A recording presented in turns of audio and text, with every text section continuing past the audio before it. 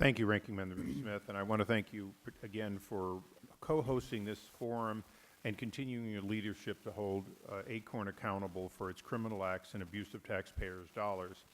Our two committees enjoy joint jurisdiction when it comes to ensuring that elections are fair, that our Constitution be maintained, and that government be governed by the Congress and not, in fact, determine who will be in the Congress.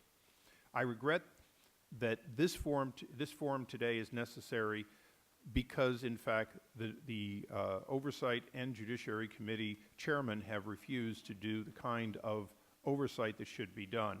The American people deserve an official hearing into ACORN.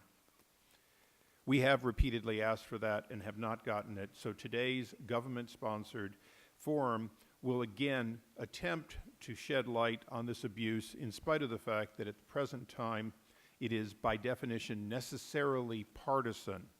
And I repeat, necessarily partisan.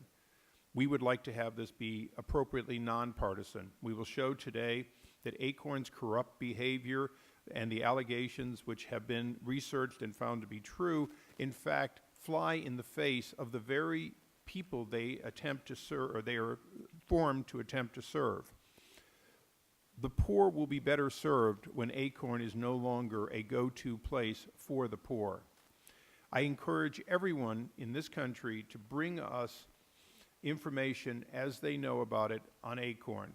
Anyone having information concerning further wrongdoings of ACORN can go to our whistleblower website at http://republicans.oversight.house.gov, or write to us or call us.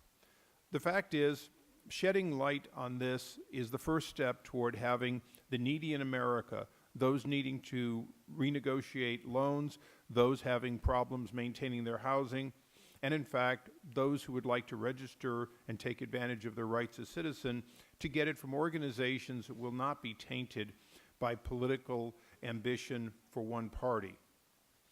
We are grateful for the documents we have with us today, over 50,000 pages provided from California, Missouri, Oklahoma, and Louisiana.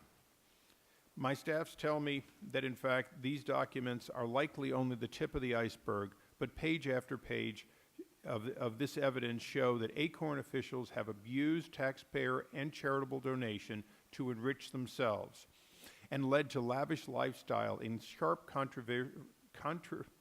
contrast with those of the Americans ACORN purports to help. When other top ACORN officials discovered an embezzlement, instead of acting to hold those involved fully accountable and pressing criminal charges, these ACORN officials covered up the wrongdoing. Evidence also indicates that ACORN engages in illegal partisan activities designed to help individual Democratic members, both in the primary and the general. This goes from city councilmen to state assemblymen all the way to President Barack Obama. Rather than using taxpayer grants to help the poor communities of whom ACORN was organized, the fact is it has enriched themselves, and this criminal organization can only be described today as a political machine.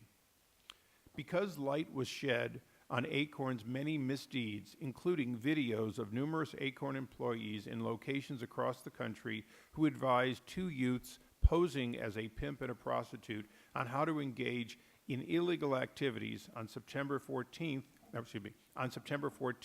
the Senate voted to cut funding to ACORN. Days later, the House did the same.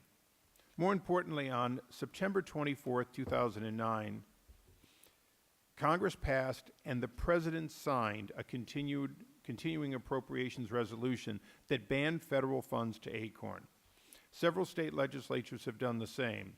While Americans were enjoying their Thanksgiving holidays with family and friends, they learned that the Obama administration had released an opinion designed to overturn the very law Congress passed and the President signed that intended to cut off federal funding to ACORN. This decision raises obvious questions that, that now deserve an answer. Is this Barack Obama's payback to the political machine that helped get him elected? Did the president sign in good faith a law and attempt to adhere to it, or is he trying to circumvent his own signature? ACORN has received money from HUD and several banks and foundations, some of the largest banks in America, including those who received TARP money.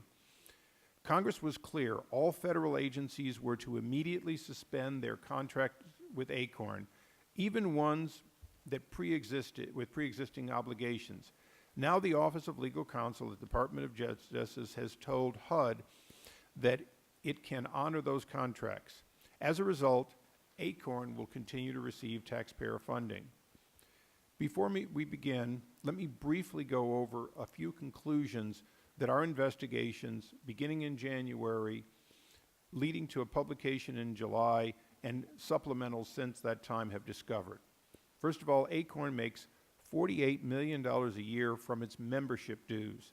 Today we will hear how those dues are received and how often they do not properly reflect what most people would consider to be membership. Prior to the Justice Department's decision to partially restore federal funding, ACORN was financially bankrupt and had begun closing its offices nationwide.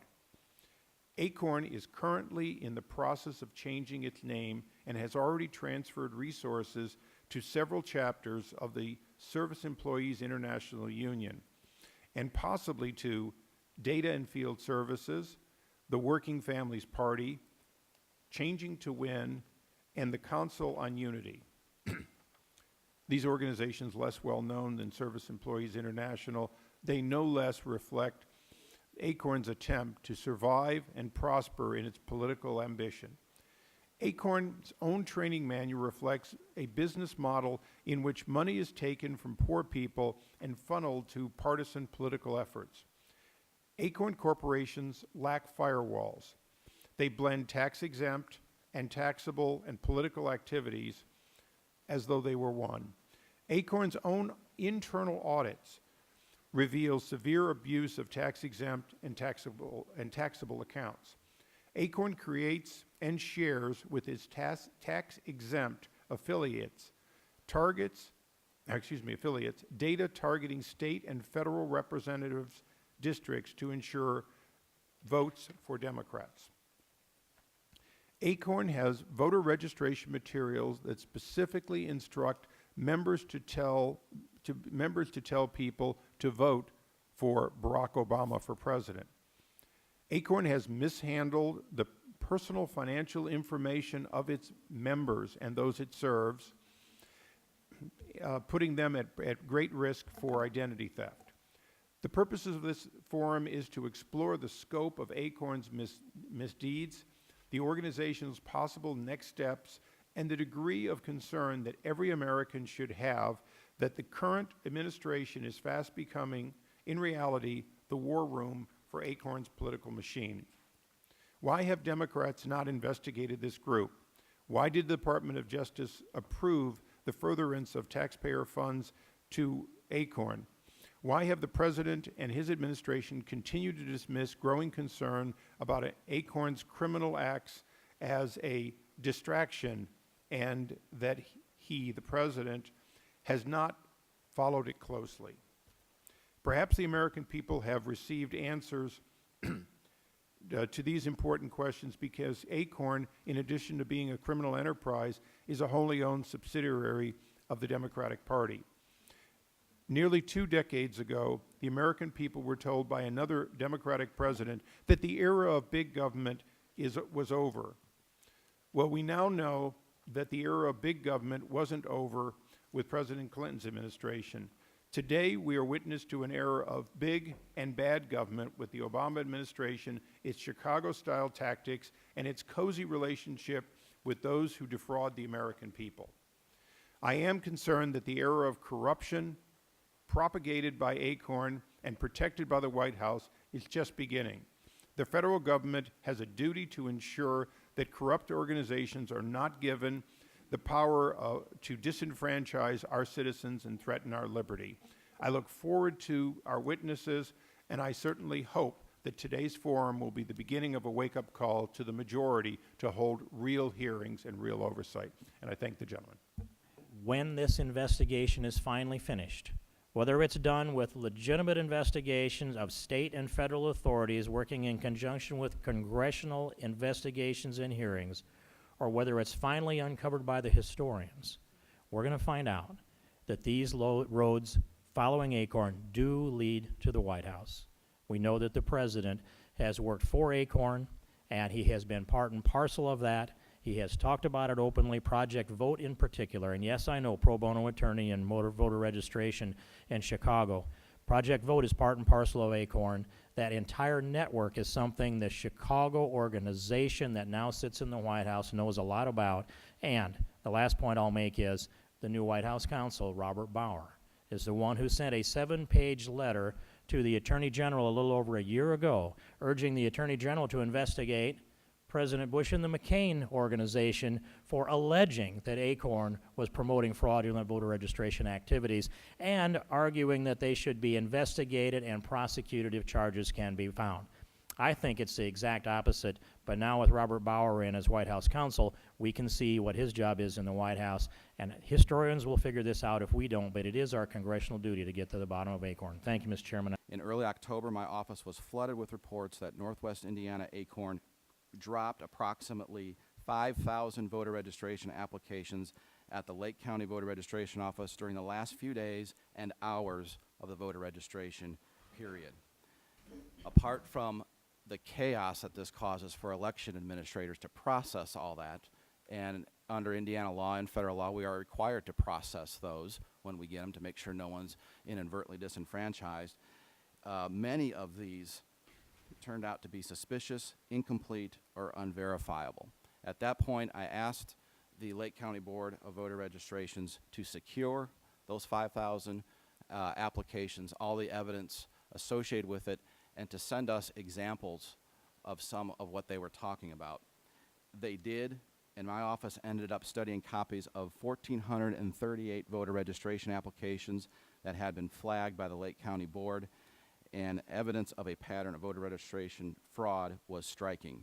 For example, 61% of the applications had one or more critical defects observable on the face of the applications, rendering them invalid or useless. 88% of that 1,438 application number could not be verified through the Indiana Bureau of Motor Vehicles database or by a 4-digit Social Security search and match attempt.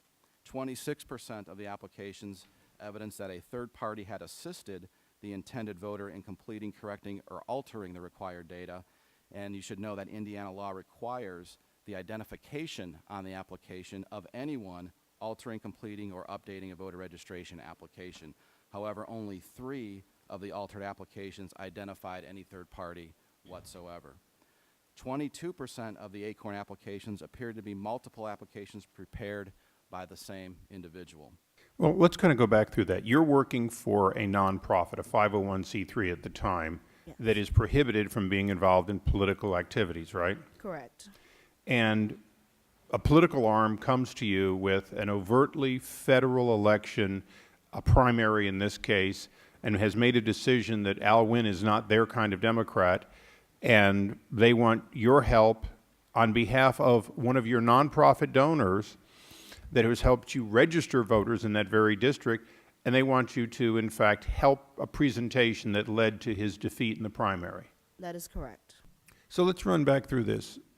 The government and foundations and other groups contribute money to various ACORN affiliates to do community work, to help the poor, to help the disadvantaged.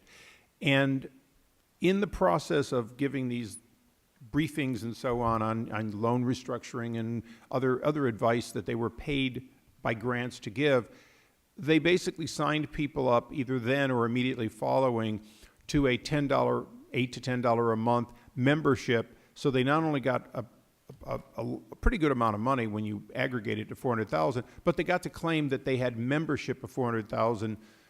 Is that basically true? Yes. How sophisticated were these people? Were they aware that, my understanding is it's done by automatic debit, that the way you get to be a member is they get your bank account, and then your bank account gets hit every month for the same amount. Is that right? Yes. So were these people sophisticated enough to understand that once they turned that over, they were essentially automatic members for as long as they had that bank account? I don't think so. I saw numerous times when I would go to the fax machine and there would be angry letters from people saying, please stop debiting my account, you're overdrawing my account. And ACORN had a problem with actually going in and taking these people out of the system. Sometimes they would have to request 2 to 3 times to stop the direct debits. Well, I'm going to allow